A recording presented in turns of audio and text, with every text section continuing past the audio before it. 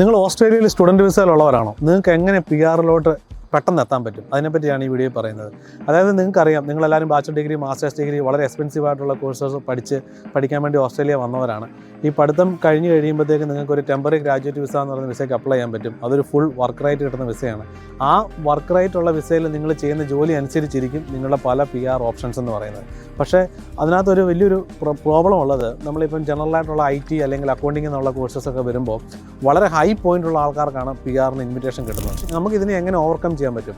അതാണ് ഞാൻ പറഞ്ഞു വരുന്നത്. അതായത് നിങ്ങൾക്ക് സ്റ്റുഡൻറ്റ് വിസയിൽ ഇപ്പോൾ നിൽക്കുന്ന സമയത്ത് നിങ്ങൾക്ക് അൺലിമിറ്റഡ് സ്റ്റഡി ചെയ്യാൻ പറ്റും. ആ ഒരു സമയത്ത് നിങ്ങൾ പാരലായിട്ട് ഒരു PR ഓപ്ഷൻ ഉള്ള, PR ലിസ്റ്റിലുള്ള ഒരു ഒക്കുപ്പേഷൻസ് ഉള്ള ഒരു short time course side by side പാരലായിട്ട് പഠിക്കുക. അത് കഴിഞ്ഞ് നിങ്ങൾക്ക് ടെമ്പററി ഗ്രാജുവേറ്റ് വിസ കിട്ടുന്ന സമയത്ത് ആ ഒരു ഫുൾ ടൈം വർക്ക് നിങ്ങൾക്ക് യൂസ് ചെയ്യുന്ന ആ വിസ കിട്ടുന്ന സമയത്ത് ഈ പഠിച്ച കോഴ്സിൻ്റെ എക്സ്പീരിയൻസ് 1 ഇയർ ഗെയിൻ ചെയ്ത് കഴിഞ്ഞാൽ നിങ്ങൾക്ക് സ്കിൽ അസസ്മെൻറ്റ് ചെയ്യാൻ പറ്റും. ആ സ്കിൽ അസസ്മെൻറ്റിൻ്റെ അഡ്വാൻറ്റേജ് എന്തെന്ന് വെച്ച് കഴിഞ്ഞാൽ നിങ്ങൾ PR എലിജിബിലിറ്റിക്ക് നിങ്ങൾക്ക് വെറും 65 പോയിൻറ്റ് മാത്രം മതി. അതായത് ഞാൻ ഉദ്ദേശിച്ചത് നിങ്ങളുടെ ഹൈ ലെവലിലുള്ള കോമ്പറ്റീഷനുള്ള PR ഒക്കുപ്പേഷനിൽ നിന്ന് മാറി ഒരു PR പെട്ടെന്ന് കിട്ടാൻ പറ്റുന്ന ഒക്കുപ്പേഷനിലുള്ള ഒരു കോഴ്സ് പഠിച്ച് സ്കിൽ അസസ്മെൻറ്റ് എടുത്ത് PR-ലോട്ട് പെട്ടെന്ന് ചെല്ലാനായിട്ടാണ് ഉദ്ദേശിച്ചത്. ഇതിനെപ്പറ്റി കൂടുതൽ അറിയണമെന്നുണ്ടെങ്കിൽ ഞങ്ങളെ കോൺടാക്ട് ചെയ്യാം.